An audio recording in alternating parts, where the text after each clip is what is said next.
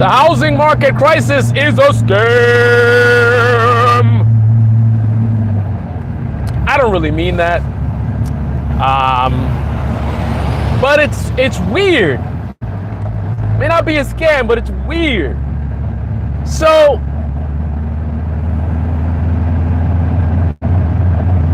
supposedly there's a housing crisis, right? People are struggling to find homes. Not enough homes, not enough inventory, right? So these landlords are just going crazy and their prices are through the roof and they're just making that money, right? Getting rich while people can't find a home. That is the narrative that we are being told. And I believe it, but being on the other side of the housing market, I'm seeing some stuff that's strange, that doesn't make any sense. Strange things are happening. So I've had a couple of apartments on the market for been a couple of months now. Fortunately, I've been able to find a couple Airbnb business here and there, so it's not like they're just sitting there and you know, a big expense. They have been making some money, so it's not completely ridiculous.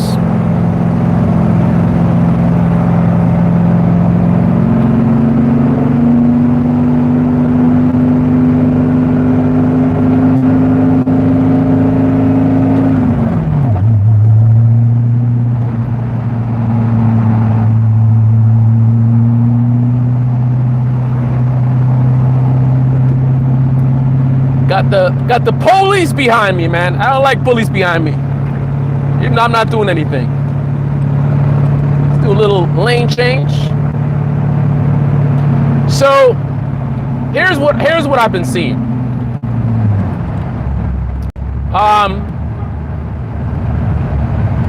You got a lot of window shoppers, right? People are clicking online. They want tours. Everybody want a tour. I want a tour. I want to go for a tour, right? That's all they want to do. Tour. Everybody wants a tour. There's no limitation. There's no lack of tour requests, right? Tour. I want a tour, right? Many of them don't even show up for the tours. They want the tours, then they don't show up. They request the tours, and then when you respond and try to arrange the tours, no response. So they just online clicking on buttons. Yeah, I want a tour. This looks nice. Hello there. Like, I don't know if it's bots. I don't know what's going on. All I know is it's a lot of nothing going on, right? Apartments still on the market. People talking about tours, and nothing going on. People don't show up.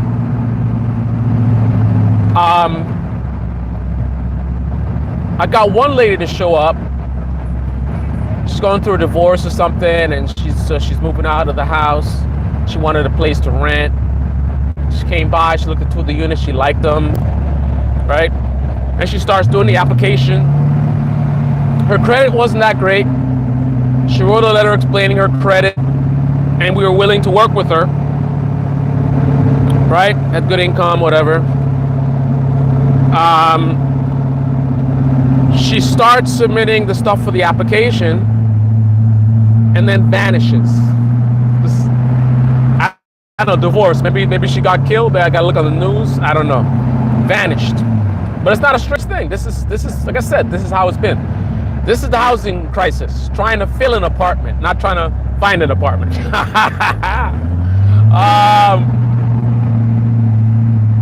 Now keep in mind, because I know what some people automatically, you got the naysayers, right? They're gonna automatically come. They think everything is black and white. Well, your price is probably too high. Your price is probably too high. Well, my price is too high. Why you want request tour? Why are you filling out an application, man?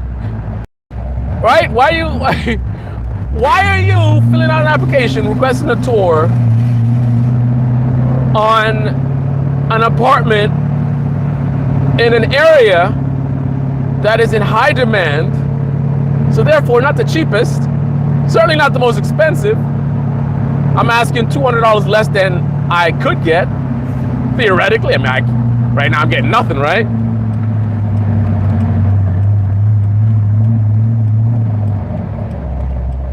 So it doesn't make any sense.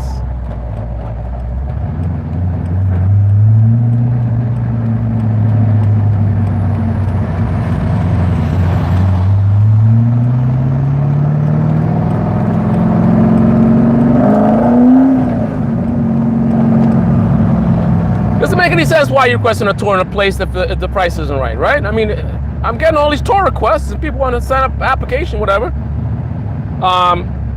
Now, to be completely transparent, I'm not getting a lot of responses, period.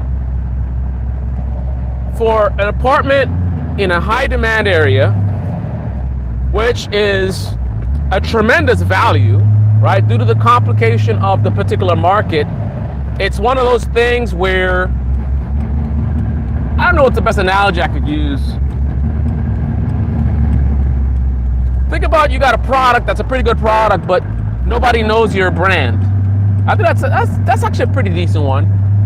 So you're an unknown brand. Great product, man. Great product. But nobody gets excited when they hear your brand name because they don't know, they never heard of you before, right? So therefore, that's a great opportunity for value, because there's no way I'm gonna sell a product that is even though it's awesome, you know, at a premium price when nobody knows who the hell I am. I'm not saying it's impossible, but very impractical, right? So I'm gonna have to compensate for my lack of notoriety or whatever with giving you a nice discount. I'm gonna charge you a lot less than I should, just because that's what the market's gonna bear for an unknown brand.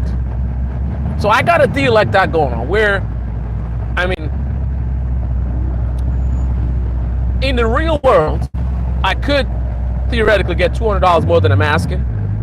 But in reality, the apartment is really worth maybe $500 more than I'm asking. Now, ain't nobody paying $500 more than what I'm asking. Again, that's the. I get back to my analogy. The brand, no brand, right? So it doesn't matter how great it is. Nobody knows who you are, right? So the bottom line is to get what I'm offering. The price that I'm offering is an amazing value. Now, for the local market, it's, I would say, let's say,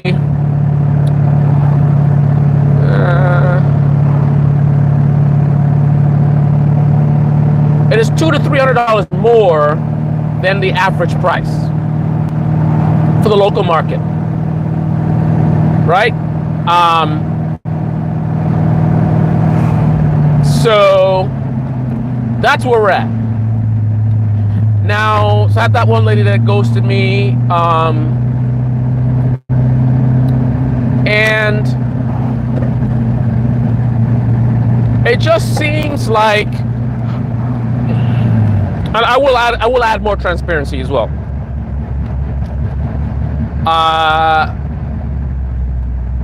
This situation, for those of you who have followed this journey,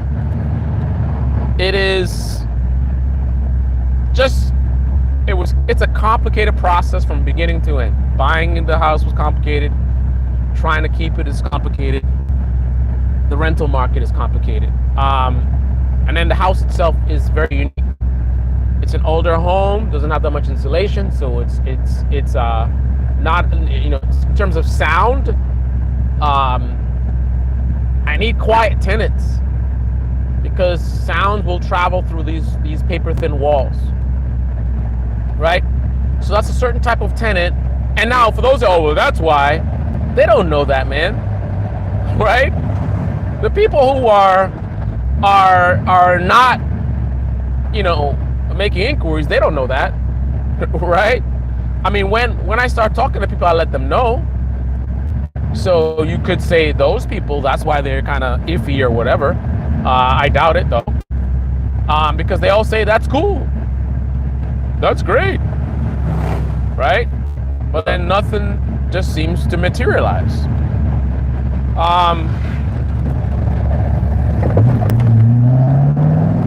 Now the market's a little funky right now, so I guess I got to consider that as well. When I talk about people saying there's a housing crisis, that's an in general sort of a sentiment that's been for a while now, based on some real life issues in terms of inventory, rising prices. Rent is risen drastically, and also I forgot what I was going to say. Income, lack of units, rising prices. So that creates a situation when people talk about we have a housing crisis.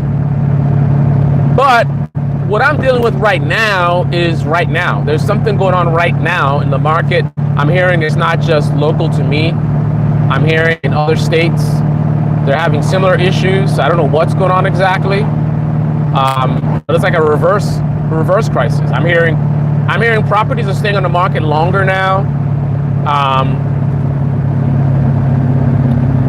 Now, even if you wanna theorize that it's the market's out of control, it's not that people aren't looking for homes, it's that they can't afford the homes. You can't say that, right? Because you have a lot of different salary ranges, right? So I would say if you're making $80,000 a year or more, there's a lot of apartments you can afford. Now, there's a ton of people that make less than that, right? But there's also a solid amount that make 80,000 and up, right? You have professionals, of course, doctor, lawyer, nurse, engineer, even construction, sales, IT,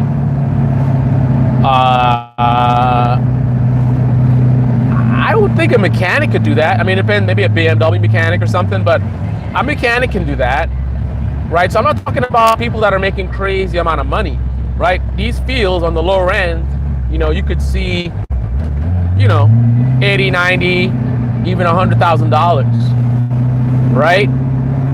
So I'm just doing this. I mean, obviously I gotta dig into the data.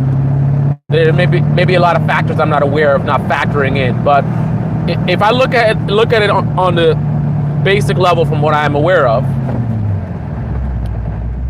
you have, if we lean on the market being too high, prices are too high, and they are for a lot of people, right? But let's just focus on that. If you lean on the market being too high, right, then a lot of people don't have the salaries to pay the rents. That's an issue. But there are also a ton of people, less, right, but a ton of people that do have the salaries to pay the current rents without issue. If the rents are so high that most people can't afford them, just if you're making, a lower salary than 80,000, right? Then wouldn't that mean that the people with the higher incomes would just dominate and gobble up all the inventory? Right? I mean, think about it. You got a bunch of apartments and people can't afford them, right? People with like less than 80,000 or whatever can't afford them, right? And people with less than 80,000 can afford, a lot of apartments, If you are a couple and you split it, right? $1,000 each. $1,000 each. There's a lot of stuff that's in your range if you're splitting like that. Family splitting, whatever it is. But regardless, let's put that aside. If there's such a lack of inventory, there shouldn't be such a hard, it shouldn't be so hard to find someone, especially prime real estate, at a great value, right? Because it will be less competition for those with higher income. They should come in and scoop things up, right? But I guess the other side to the equation is if we lean back on the initial or the core problem, right? Lack of inventory. That potentially crushes a lot of things, right? Because if there's a lack of inventory, what does it matter that there's a lack of competition for people with higher incomes, which are smaller groups? So we have 10% of the population, maybe 15, I don't know, let's say 20 to 15% of the population that have the income, right? But then they don't have to compete with a lot of people with lower incomes because they can't afford the apartments. But there's still a lack of inventory, right? So this 15 to 25% of the people, they still need apartments to rent in the first place at any price. So perhaps a lot of people are priced out, sure. You still have up to 20% that got the money, but slim pickings. But even that doesn't seem to make sense to me, because if a lot of people are priced out of the market, doesn't that alleviate the stress on the inventory, right? If you price out a ton of people, then to me that opens up a lot of inventory, right? Imagine you have a store and you're selling iPods. Who's buying iPods anymore? You're selling laptops, right? And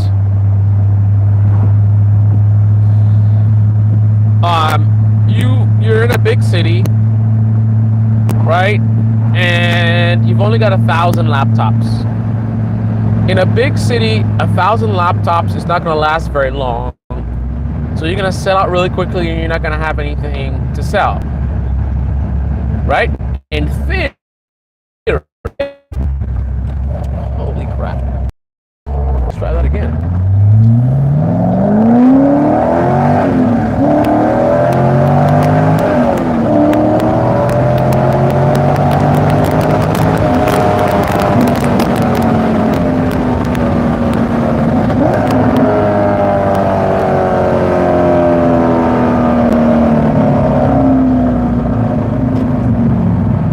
So you get 1,000 laptops, right? They're not going to last very long.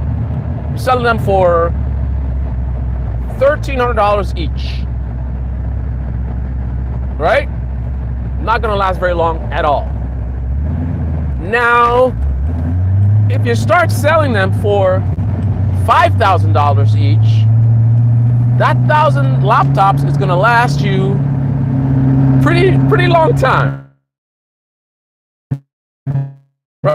That's going to last you a pretty long time, because even in a big city where incomes are higher, there's not going to be a ton of people that can afford to pay $5,000 for a laptop, right? And let's just say somehow you justify that price.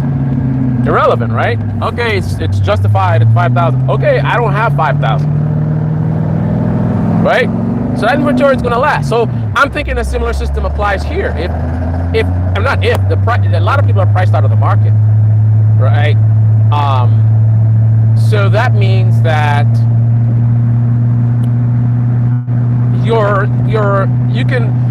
a smaller inventory can last you much longer if that inventory prices out, the price that it's at prices out a lot of the people, because basically you're reducing your potential customers. Supply and demand, right? Supply and demand. If your price is too high, you are going to limit the demand. The higher your price is, the lower your demand will be, right? If I'm selling a brand new Camry for, $20,000, brand new, fully loaded, the demand will be high for a fully loaded Camry for $20,000, right? I would think. I think they go up to like 30, right? Now, if I try to sell that same Camry for $40,000, the demand will shrink drastically. Not a lot of people looking to spend $40,000 on a fully loaded Camry.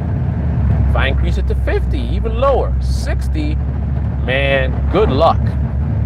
If you have 5 Camrys, not even 5, if you have 2 Camrys to sell at $60,000 each, even one Camry, that thing's gonna sit. That one car is gonna last you a long time, maybe years even. I mean, who's gonna pay $60,000?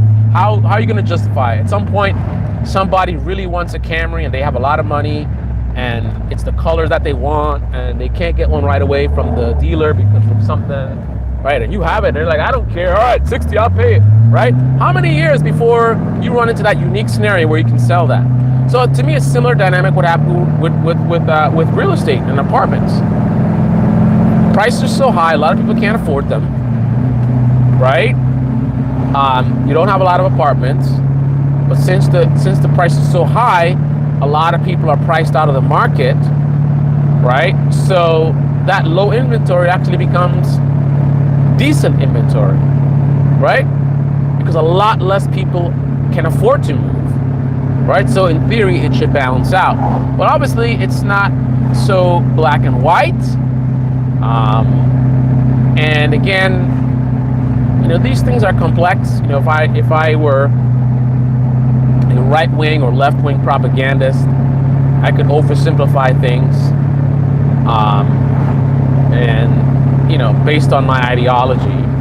Well, clearly, of course, this is happening because, housing should be free or whatever it is, right?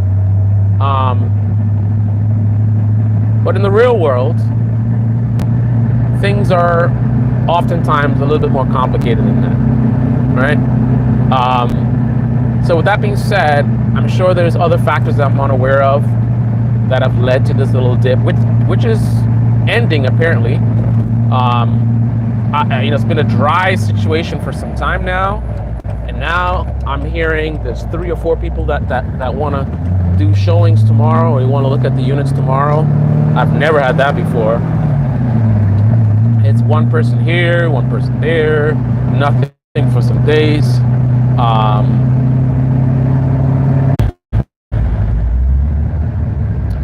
Sorry about bad reception. So I should be getting a lot of responses. Anyway, on that note, let me concentrate on driving.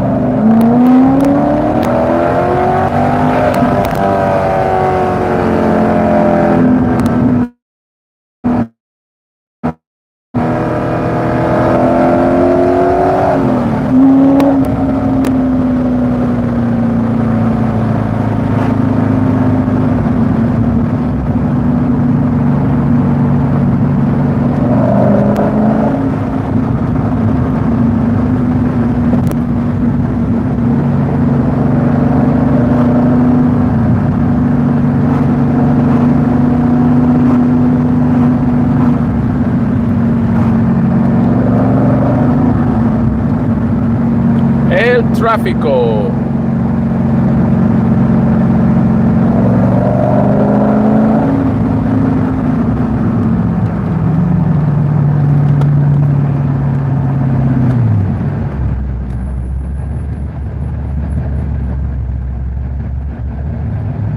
...223 degrees.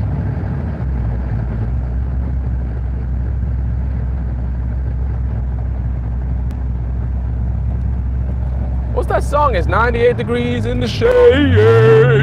Is it 98? 96 degrees? 90 something degrees in the shade. That's all I remember. That is all I remember.